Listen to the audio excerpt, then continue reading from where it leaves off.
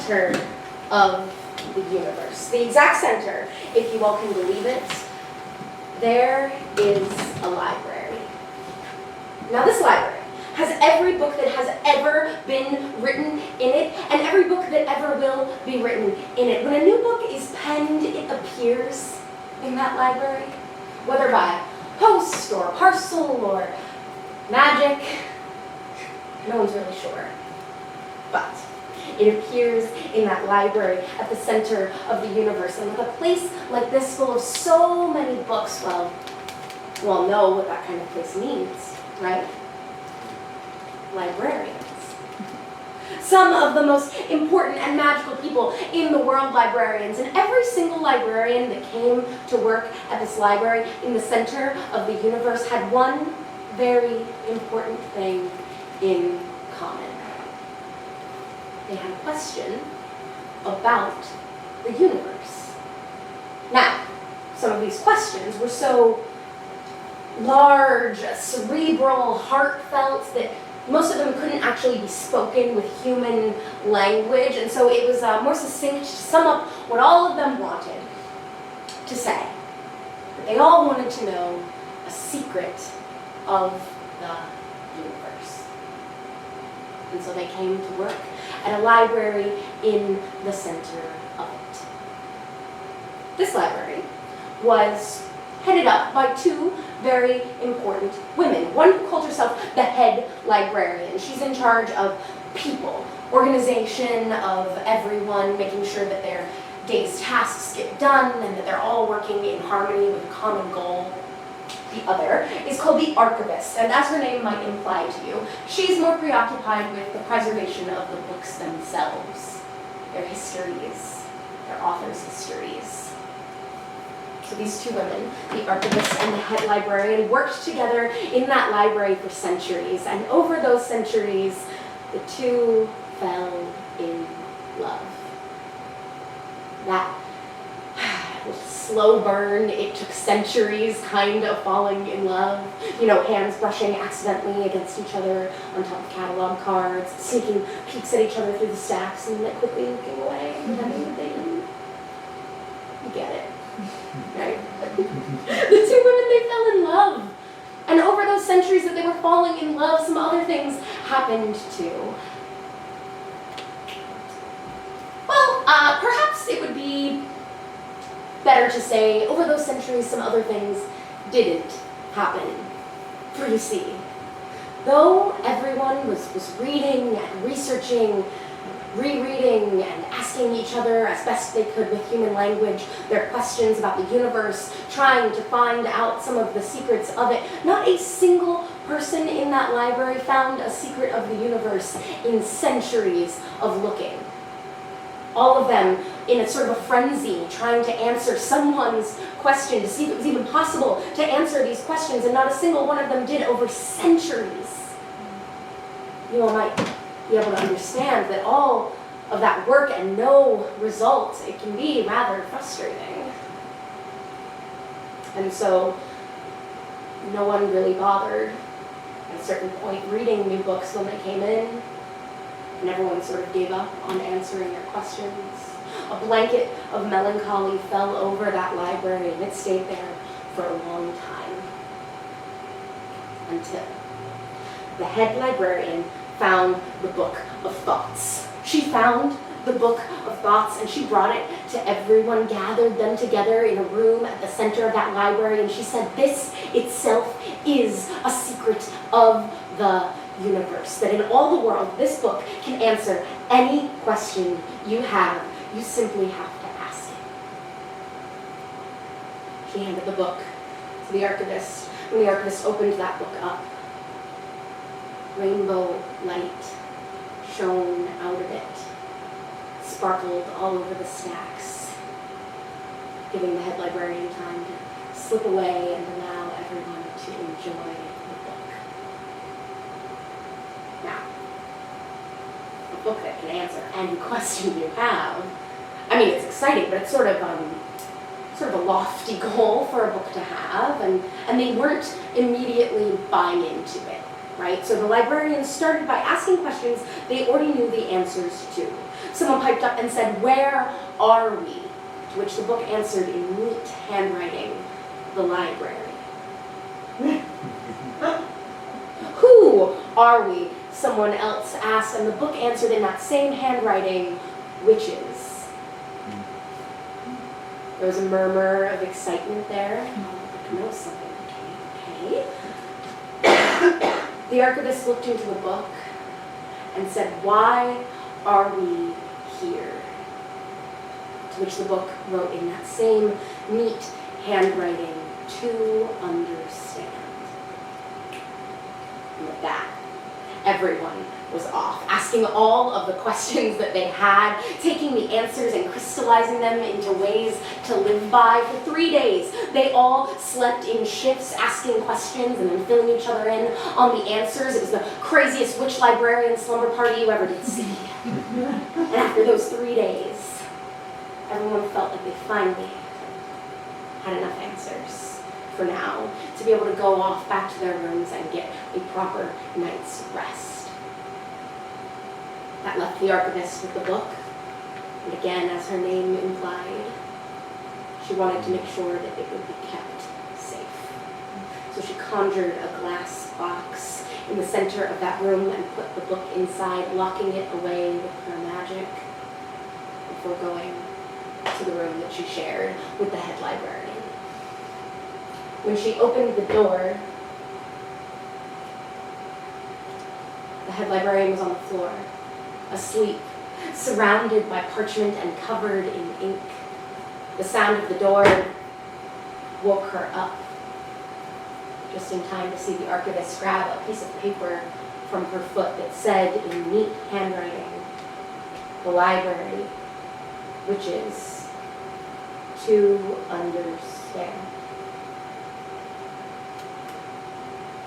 The head librarian immediately burst into tears and was begging, "Please, please don't tell them. I just wanted them to believe in something again, to read something again."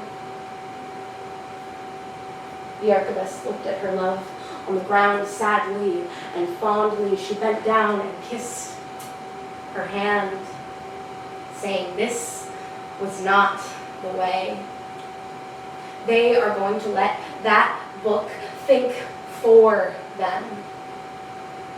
They are going to let you think for them. Before the archivist stood up and left that library, she never returned, and she was the only person to ever find a secret of the universe inside of that place. And what she discovered is that witches, their magic and their joy cannot be contained in the pages of a book. They instead need to go out and have adventures to find that on their own.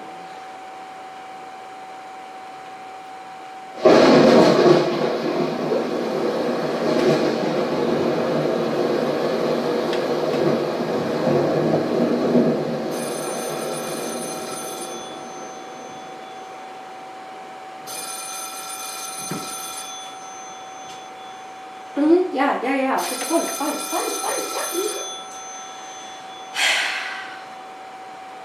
My grandmother called me once to ask me if witches were evil. I was doing a show at the Orlando Fringe Festival at the time. It was about witches, and I had written it, and I was in it, and I think that my grandmother was calling me that day to try to get me to convince her that all of that did not make me a sinner or a deviant in the eyes of a capital L Lord. I tried to explain to her with all of history behind me that this idea of evil witches and creepy women of the woods was all a narrative constructed by the patriarchy in order to take power away from women and give it to men and churches. And I tried to explain this to my grandmother without insulting the Catholic Church in any way. It was difficult, but I did it. Took me an hour and 38 minutes, but when I was done, my grandmother sighed and said, "Meg, that's all in the past. what does that have to do with now? I was baffled. This woman who had so much history herself, history that she wanted me to respect her because of, didn't care about the history of women, of which she was one. I immediately wanted to be able to tell her a story that would convince her that this was worthwhile. I had been telling my grandmother stories basically ever since I could talk on the phone.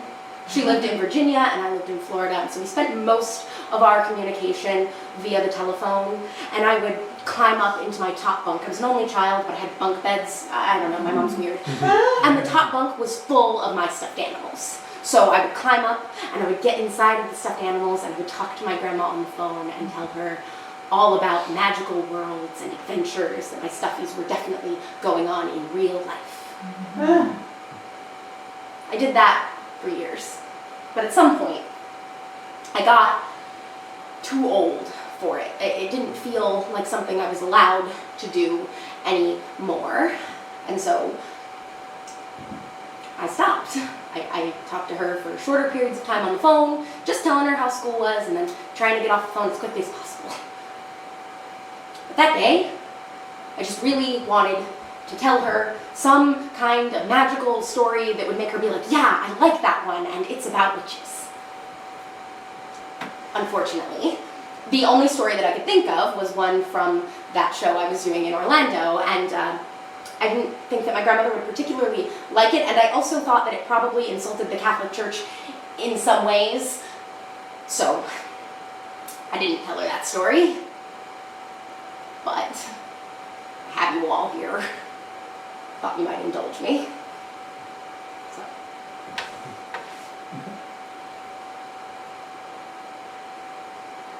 Back in the early days, when people had no names besides what they did, because people only did things they loved enough to be called, there was a clockmaker.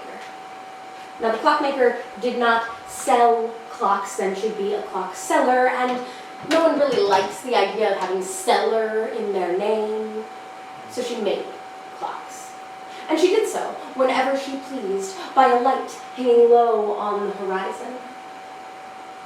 No one had a name for this light. It was just a fact that any time you wanted to let light into your home, you could. There was always a light hanging low on the horizon. So, parting her curtains, she could sit down at any time of day and work on a timepiece. And she would know when the slightest thing was amiss from the way the light reflected off of the gears. It was perhaps because of this relationship she had with the light that the clockmaker was the only person to notice when that light began to fade. And it faded not down past the horizon, but back, melting into the horizon in a manner that was so peculiar. The clockmaker abandoned her timepieces altogether and renamed herself the Sky Chaser. The Sky Chaser used all manner of ship and stallion in pursuit of that light, and as she did, the sun came to be in our galaxy, and most people forgot about the light that melted into the sky, and the clockmaker turned Sky Chaser in pursuit of it, but the Sky Chaser never gave up.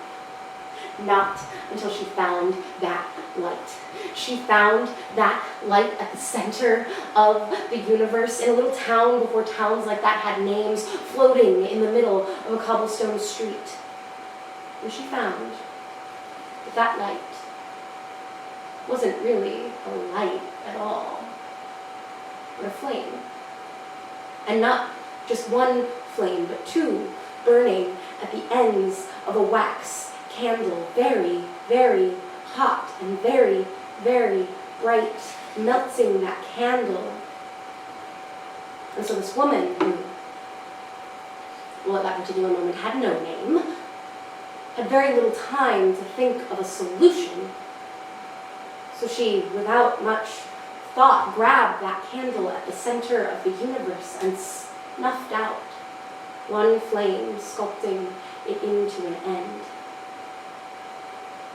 Now beholder, the candle at the center of the universe, she knew she had a new name. Bringer of change, creator of chaos, braver of one flame and protector of another. Well, that's all a bit much to call someone in a casual conversation. So she called herself a witch.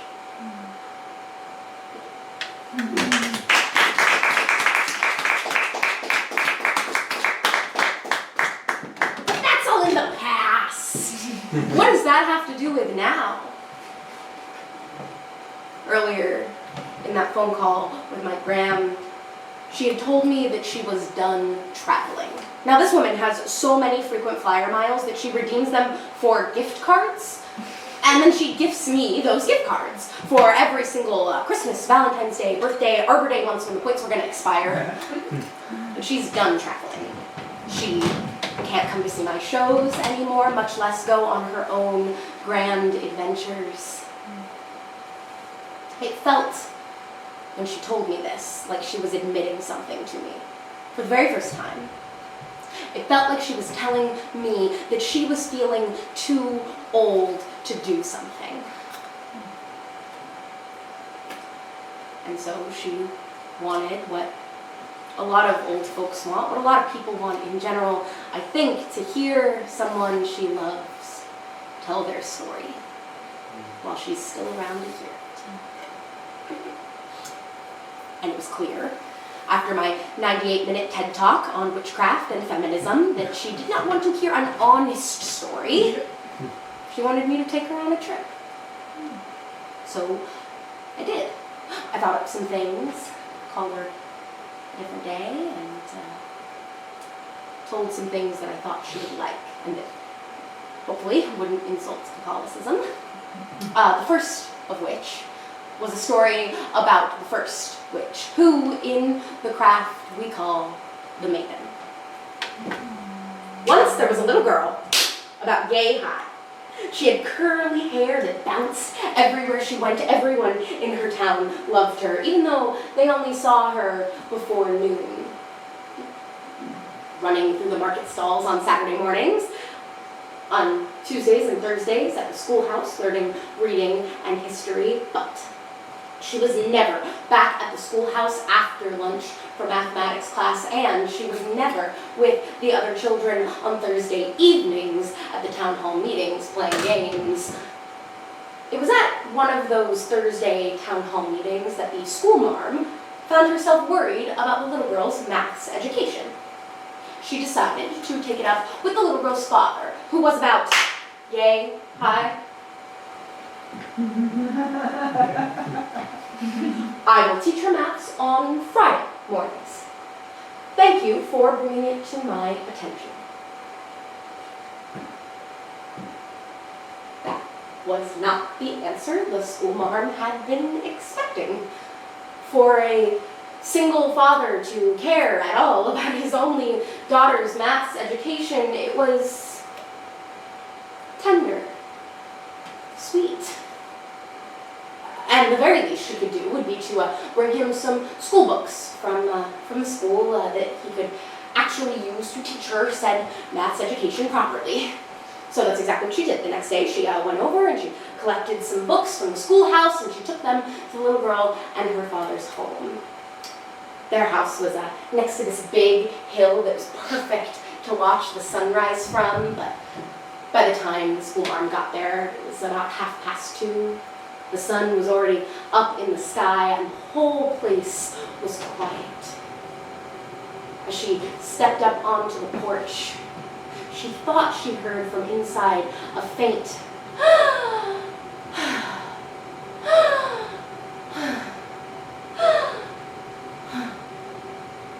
which, as she knocked on the door, went from a to a before footsteps approached, and that door opened just a crack. I was just bringing over some books from the schoolhouse for the little girl's father. He said he wanted to teach her maths. No, I don't know. How many of you all have ever tried to figure out how someone is feeling when you can only see a sliver of them through a crack in a door? But the schoolmarm thought she saw a softening from that one single eye and eyebrow before the door flew open, revealing the little girl's father, his little girl on the floor behind him. Now the schoolmarm did what I think we would all do in that situation. She ran to the little girl to make sure she was okay, and she was awake and breathing. I was just practicing how to breathe. I forget sometimes how to do it, she said, before her father scooped her up and put her to bed, where she immediately fell asleep, despite the fact that it was only 2:30. The little girl's father said, please, please, come back tomorrow. We will explain everything then. Just come back as early as you can. So that's exactly what the schoolmarm did. She got up bright and early. She showed up at that house right as the sun was rising over that hill, the little girl and her father sitting on it like they did, watching the sunrise every morning. And when that little girl saw her teacher, she shut up and she ran down that hill. She was so excited to see her school teacher on a weekend. Yes! And I want you all to keep something in mind. Two things can be true, right? So this little girl, she is running and rambunctious all before noon, and she is tired and wheezing by 2:30, and in both cases, she is smiling, because that is just the kind of little girl she is. Her father is loving and loyal at all times of the day, but he is tired and teary at all times of the day. Two things can be true. So, the little girl, she gets up off that hill, she runs down the hill, grabs her school teacher's hand and runs inside, her father following behind. And when the adults get settled, the little girl asks them if they're ready, and they nod. She puts her little hands over her little heart, and with a the room fills with golden light. And when that light dissipates, that little girl is holding a little hourglass. "These are my lungs," she says, before handing that hourglass off, and she starts running around and around and around the room, much faster than I think any adult in this room can run, but not much faster than a little girl should be able to run. And she's running around and around and around the room, and as she is, sand is ticking from the top to the bottom of the hourglass, and when the top is empty, now we have to flip it. And so they do. And the sand goes from the top to the bottom of the hourglass and then disappears. "After that, I'm done for the day," the little girl says, before taking back her hourglass, another golden light, returning it to her chest. When that light fades, the little girl's father is crying. They have never told anyone about his little girl's lungs before, but the little girl is smiling. And so the schoolmarm smiles back, for she too was a little girl who smiled once and was fortunate enough to turn into a grown woman who smiled often still. And she said, "With that half an hourglass that you have left, do you think you'd have the energy to do some maths?" And so it was. That little girl did a little less than some people and a little more than others. There was no magical or mundane solution to the problem of hourglass lungs. There are often not magical or mundane solutions to problems such as these, but the little girl's father was a little less alone raising his daughter. And the schoolmarm smiled more on Friday mornings than she did any other day of the week. And that little girl got to grow up into a wonderful witch who was loved by many and who knew maths. Thank you.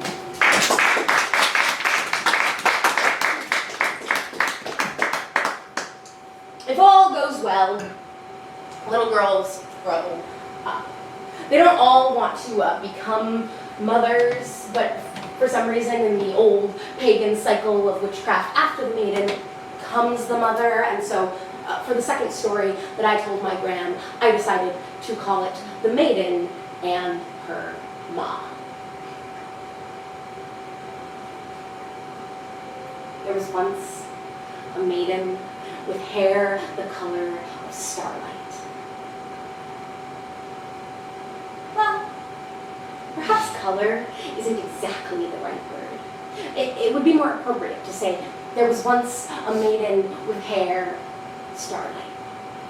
It was glowing, gleaming, sparkling at all times of day. It wasn't uncomfortable to look at with the naked eye. In fact, the maiden with hair starlight looked at her hair for a very long time, every single day, in the mirror as she brushed her hair 100 times on each side of her head. It was something that her ma had taught her to do. Her ma was a self-described plain old woman. She was average from the top of her head to the tips of her toes. And on that head was brown hair that she plaited neatly every single day. In fact, the maiden with hair starlight often said that her ma's braid was the neatest and most intricate of any of the adults in town, but Ma would always shoo that compliment away. It was her average, everyday hairstyle, and therefore it was ordinary. In fact, everything in that house was ordinary to Ma, everything except the maiden with hair starlight.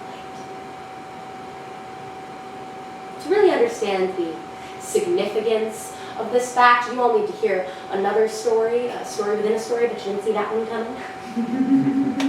Before Ma was Ma, she was pregnant, go figure.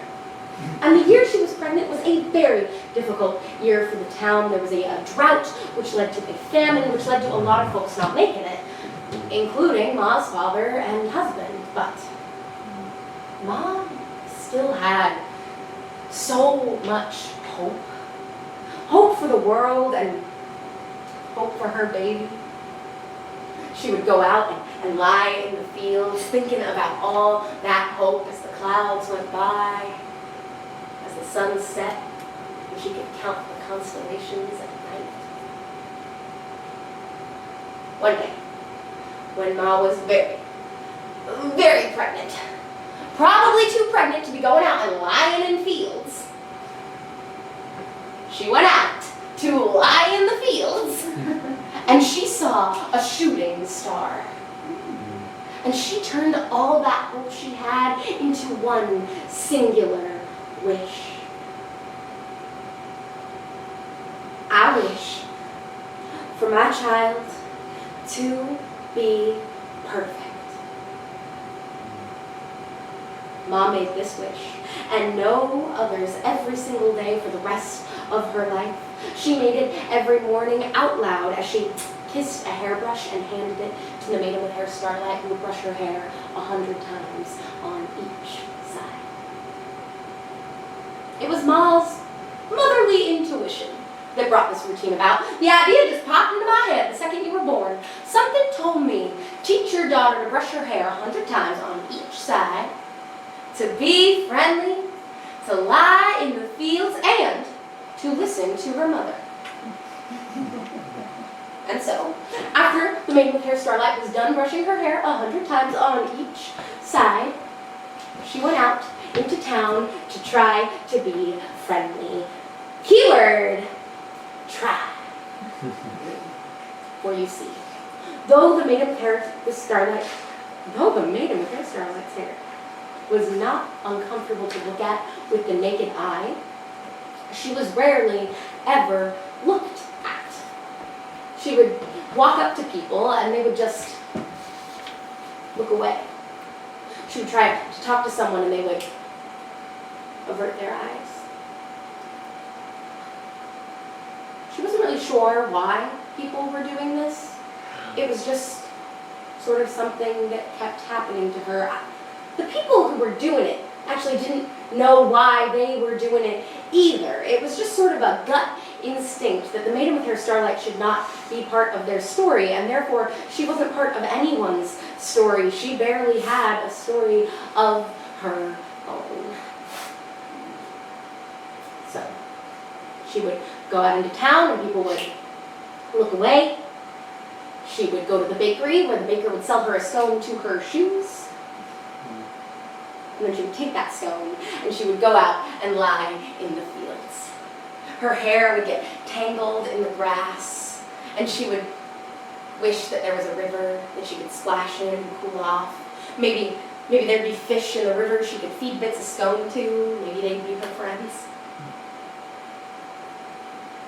After she had been out long enough to have convincingly been friendly, the maiden with hair starlight went back home, cleaned the house, cooked for Ma, and then fell asleep in bed with her Ma like she did every single day, to wake up the next morning and have virtually the exact same day over again.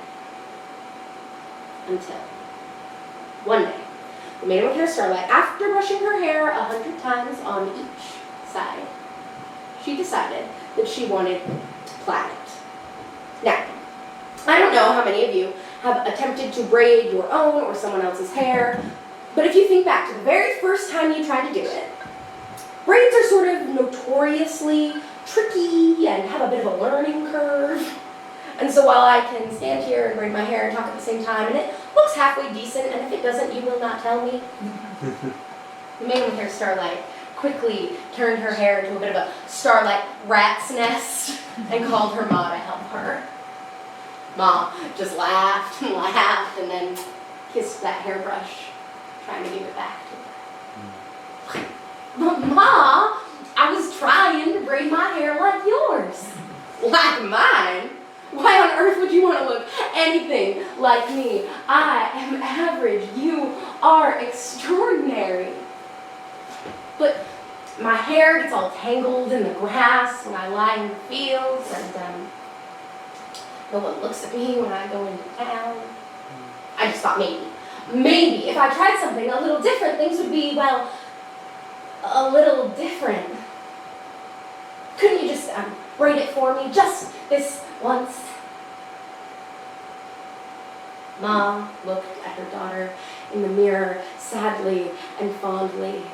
She kissed that hairbrush and forced it onto the maiden with hair starlight, saying, "My darling, I cannot touch your hair. I should not even look at your hair. You are perfect, and I do not deserve you." Before Ma looked away and left the washroom, the maiden with hair starlight immediately burst into tears, big starlight tears that filled the wash basin in seconds, started to flood the floor in under a minute. She was afraid she would flood the entire house, so she ran out the front door past Ma, who did not look up. She ran to the fields, and she cried a river of starlight. She cried over all of this perfection she was told she had but never really felt, and over all of these wishes that were made for her but that she didn't ask for or understand. She cried until the sun went down, and then she sobbed. Those starlight tears eventually turning to salt water and then drying up before the maiden, now with hair brown as her Ma's, could stand up from that river and go start her own story.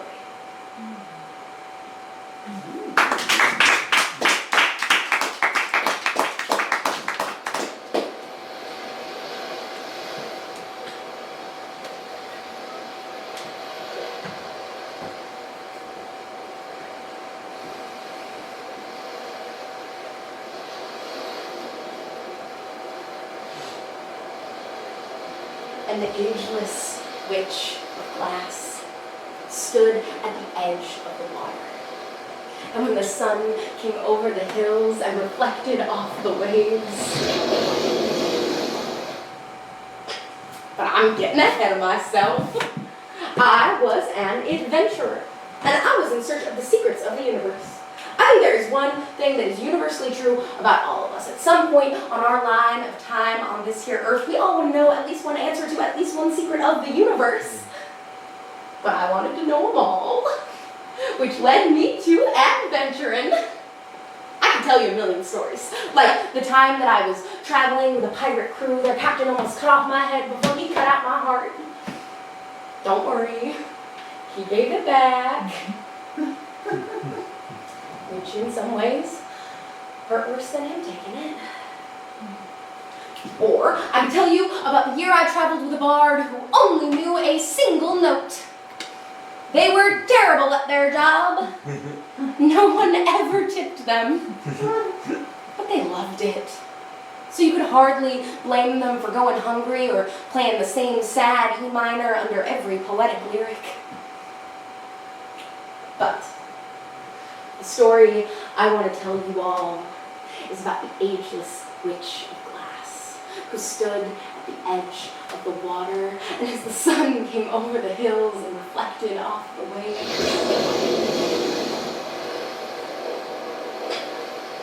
But I'm getting ahead of myself. I was an adventurer. I was traveling with my bard. We had just left the pirate crew. We were between adventures at that particular moment. A time rarely told, that time between adventures. It's a bit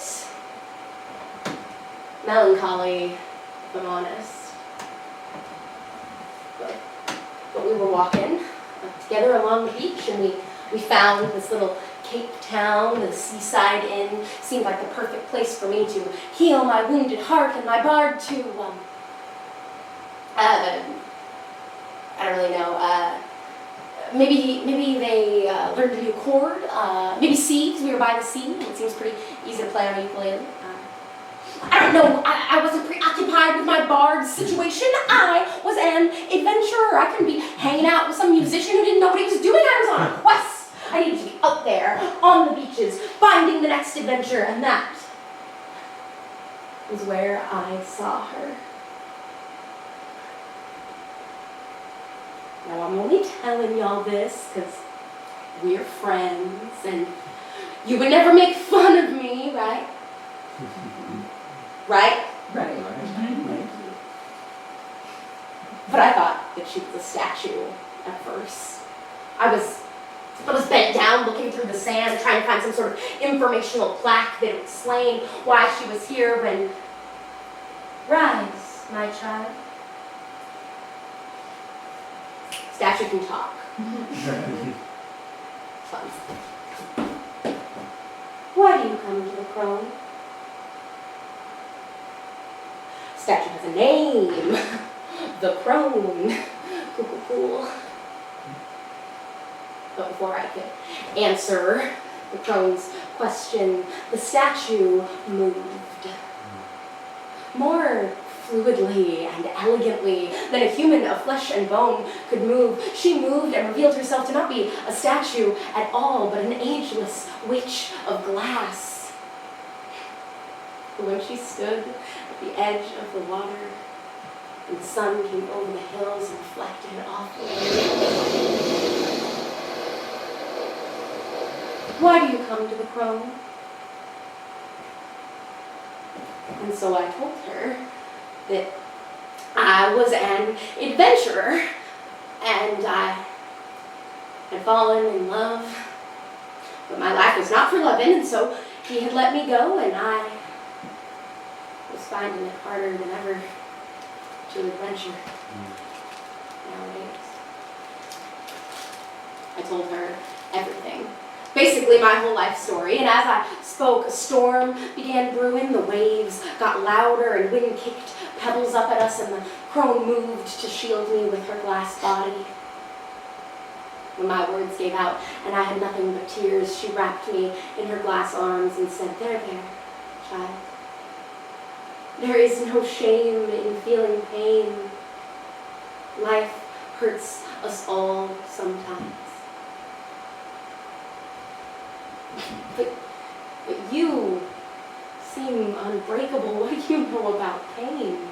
No heart to hurt or flesh to pierce. Even your glass seems unbreakable.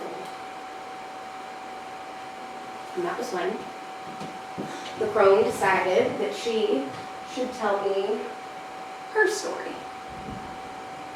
That long ago, when the cape was just getting established, the crone had come here as a witch of the earth to learn from the sand.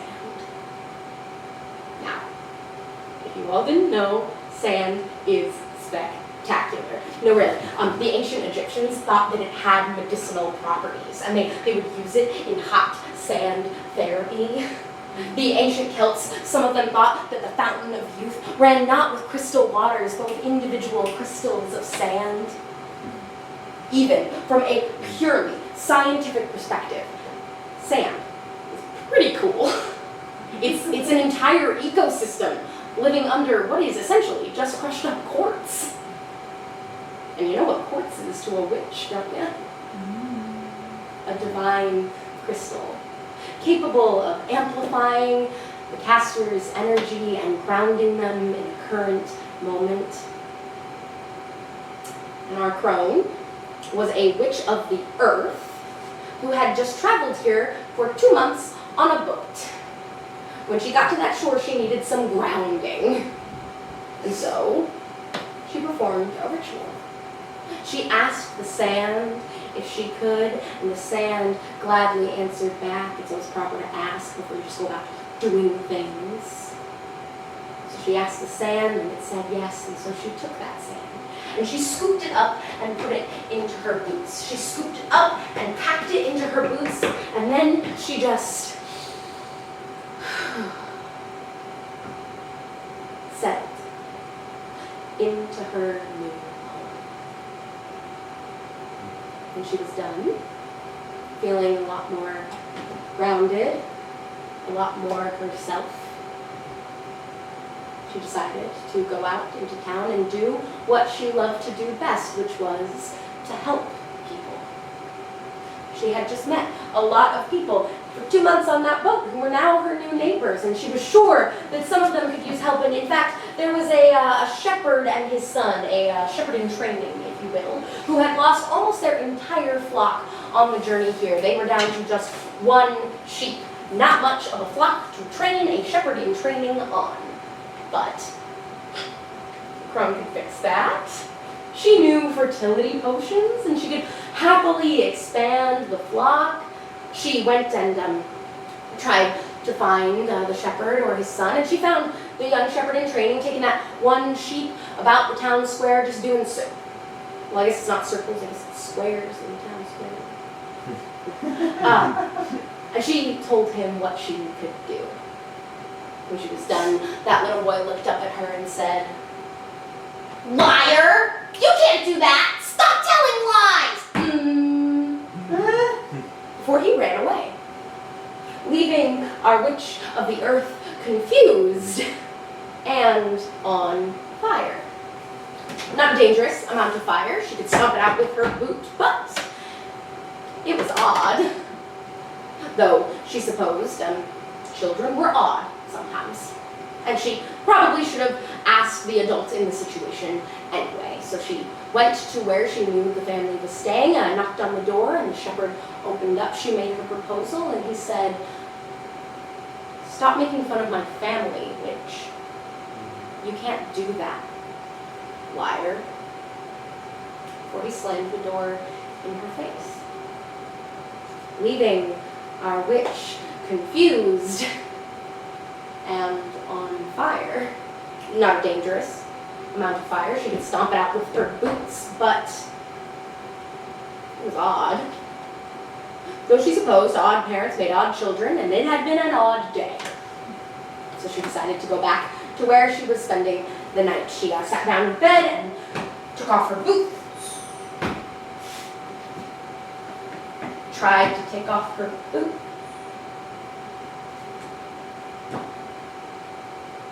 Her boot had turned entirely to glass. In fact, her whole foot, both her feet, entirely solid glass underneath her singed skirts. Now our witch did what I think most of us would do in that situation. She decided to go to sleep. Figured it'd be better in the morning. When she woke up in the morning, her feet were still glass, her skirts were still singed, and she was still a witch of the earth who liked to help people. And so she went out into town to see who she could help. There was a woman who had been asking for volunteers. They were doing a bit of a barn raising that day. She was in charge of constructing new buildings and wanted every able-bodied adult in the town to help out. Now, our witch knew nothing about construction, but she had a broom. She could fly up and help with a barn raising, and she could do magic, for one thing, so maybe she could help some people not break their bodies in pursuit of building a new community structure. She went and then found the woman over some blueprints surrounded by the entire town, and she told them what she could do. The woman was silent for a beat before she laughed. Oh, dearie, you really had us going there for a second. But we all know this witch thing isn't literal, so why don't you just go back to your potions and your tarot cards and leave the work to the adults, okay? Our crone was confused. She tried to explain, no, I'm fully an adult woman, and also I have a broom, I'm not carrying this around for my health, like I can do magic. And the woman, why don't you stop lying while we're still laughing, dear? Nobody likes a liar. Before that woman turned away, the whole town turning away with her, leaving our witch confused and on fire. Perhaps a dangerous amount of fire at this point. Her entire skirt up in flames. She ran to the beach and rolled in the sand trying to put the fire out, and when the flames were extinguished, she just laid there. Not sure if she meditated or fully fell asleep. She laid in that sand, and the only thing that could get her up was a coughing in the distance.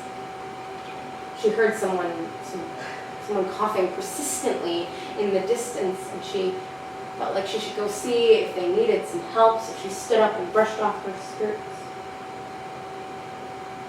And she turned entirely to glass.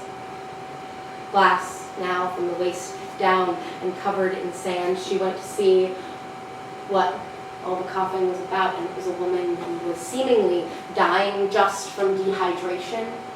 So the witch offered her some water, and she said, "You're trying to poison me, witch!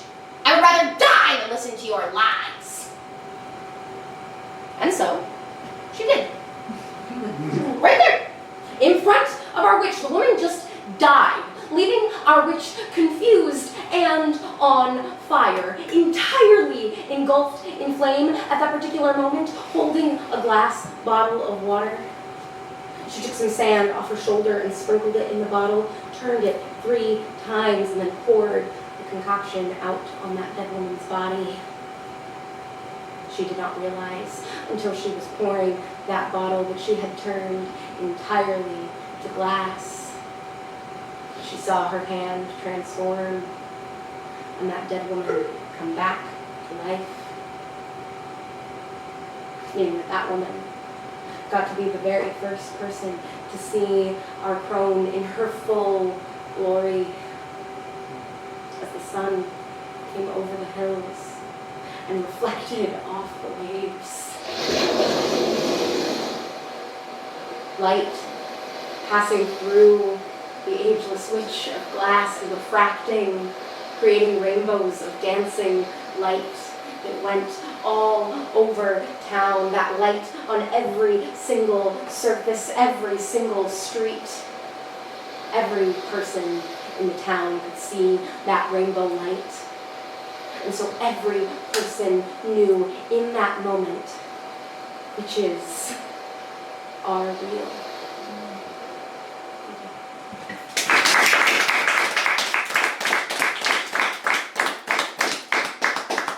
So I finished my stories, 3 of them, for my grandmother at the framing device at the beginning, I remember.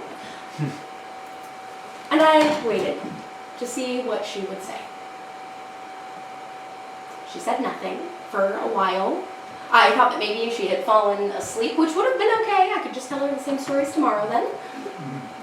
But after a long pause, she sighed and said, "Meg, if all of that is true, then why does the Bible think witches are evil?"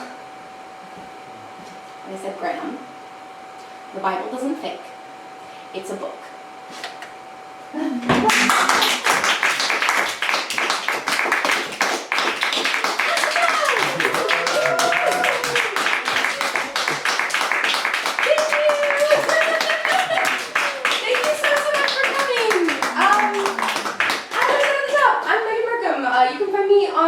Social media or my email, they're both Meg the Storyteller. I do this sort of thing all around the world, basically, and I also have other stories that I tell on the internet and over the phone, so please, if you're interested in this kind of work, that's what I do. I also have stickers, and if you would like to tip me in some sort of way, there's Venmo links and that sort of thing where you could throw cash at me. I've got stickers with little ghosts on them. They're very cute. I drew them. You can also just take one if you really wanted to, you know, if you don't have the funds, but you want to have fun, I get it. So these will be up here, and thank you so much for being at my last show. I really, really appreciate it.